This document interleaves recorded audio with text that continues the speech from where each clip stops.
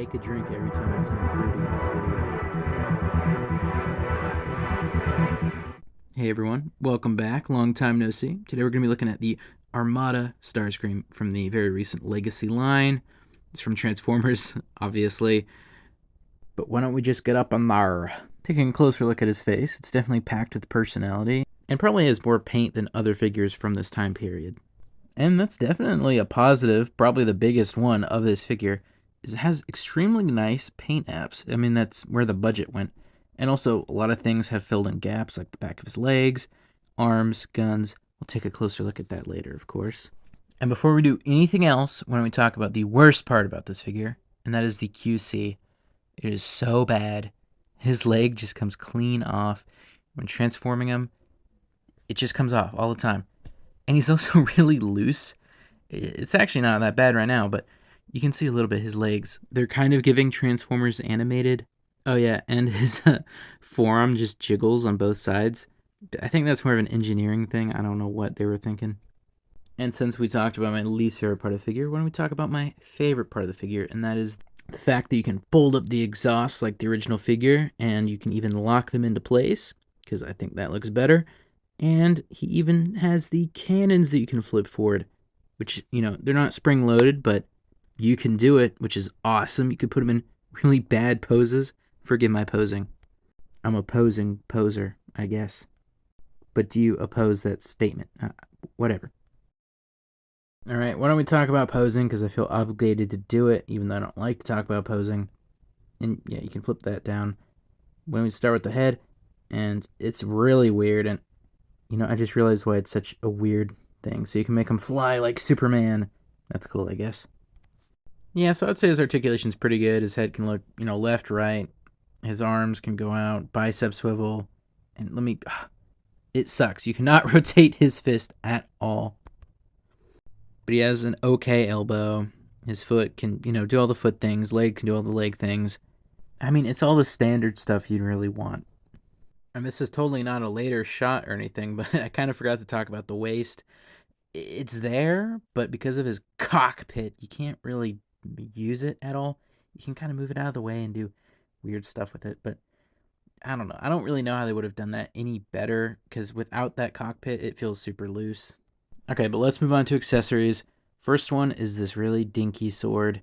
This was so much better in the original. I don't know what to tell you. You can take one of the wings off to give him that original look, but it does kind of feel like you're going to break the wing, so I wouldn't recommend that necessarily. I don't know, it was really cool in the original figure. You could kind of just unfold this wing. I wish they incorporated that into this one. And his other accessory is the Star Saber, and it is so small, man.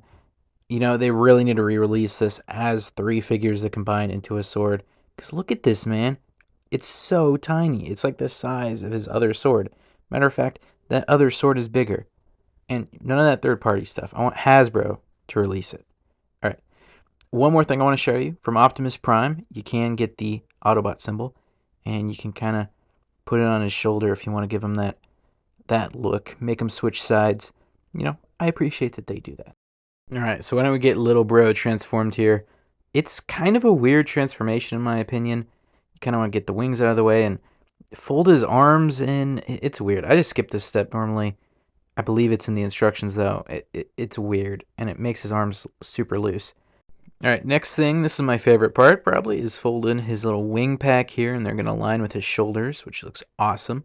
You can fold his rocket pack up or whatever, fold his cockpit out, fold the little winglets out, and then fold in his heel, put the foot in, do the same, and then fold out these really finicky gap fillers. We're almost there. This part sucks. You're going to fold his leg in, try and tuck it under his armpit. It is really finicky. You can see me really struggling. And then you're going to want to click those 2 gap fillers together. Make sure everything fits nice and snug. Tuck his head in, flip the cockpit up all the way, tuck his little fists in, and then fold his arms up, and that's basically it. It's fighting me.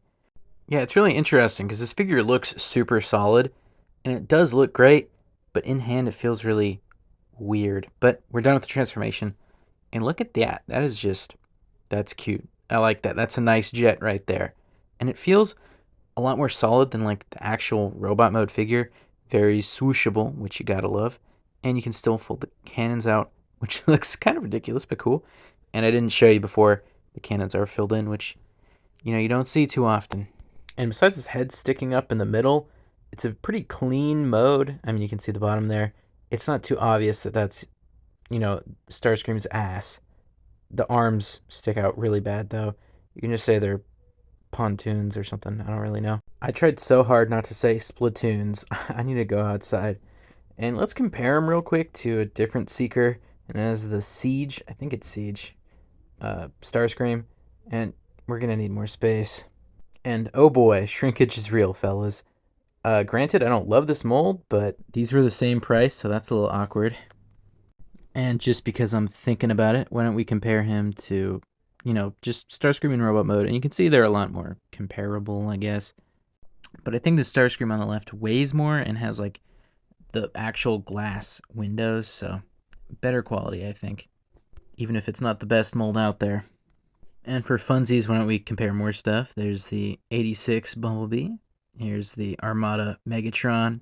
And oh boy, he's a short king right there. There's Red Alert, who I'm going to review next. And let me get Armada Optimus. Great figure. Really big. And for funsies, why don't you use Tidal Wave? I always get a kick out of saying that. It doesn't even reach his knees. And let me just talk about something I forgot. You can put that on his wing.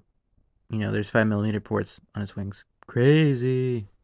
All right, my final thoughts. I don't know. I'm really conflicted about this guy because he looks great, but he feels bizarre. I don't know. He almost feels like some weird bootleg or something. It doesn't quite have that quality that I'm used to. And I don't know. At the time, I was really like, this is so overpriced. This is the smallest Voyager I've ever seen. But compared to today, this guy's pretty big for a Voyager, which is just, it's so sad to me. It is so sad. But I did have a lot of fun taking pictures of him. So, I mean, honestly, if you're going to just leave this guy on a shelf, all the QC issues probably aren't that bad. But if you're going to actually take him down, fiddle with him a little bit, that sounds so weird out of context, then I don't know. This figure's a meh for me. And, looking at some of those pictures, the Star Saber isn't terrible compared to the anime. Yeah, it's puny, but, in real life, it's not the worst thing ever. And I believe this was like the first modern Armada figure that came out. I'm missing a Hot Shot, but I don't know. I kind of associate these new Armada figures with like high quality. So I don't know. I feel like this guy misses the mark a little bit. And he feels a little out of place compared to his peers. But I don't know. The whole set's really fun. It's my favorite thing to collect from like the modern series is all the Armada figures. I really hope they do Jetfire and Overload? I think it's Overload. I'm desperately waiting for that. Well, I also don't have Wheeljack, which is the other kind of crappy feeling one, but it's like a repaint of a repaint of a repaint, so I don't care too much. Oh yeah, and if I sound super pissy and like weird, it's because I just found out that I can't 100% complete Marvel vs. Capcom 2 for the Dreamcast Japanese version unless I buy some weird $100 disc that has save data on it that's an official product. What were they thinking? Anyway, back to Transformers. What is up with the Omega Prime figure right now? And Rip Piog, you will be missed. And TTV. I just watched their like goodbye stream. That literally made me cry. But I guess shout out to the newlyweds. Whatever. No one knows what I'm talking about. All right, back to the figure. If you're a huge Armada fan, I kind of recommend this guy. If you want a complete set, you gotta get him. I mean, he's Armada Starscream, everyone's favorite character. But I don't know, maybe it'd look better with that original Star Saber that I don't have. Star Saber! Now that's a good anime right there. Well, I guess it's actually called Victory/Victory, whatever. I kind of recommend this guy. I imagine he can't be too expensive. I've said I kind of recommend this guy like 5 times, so I'm just going to end this video and go to bed because my brain broken. Have a nice one, y'all.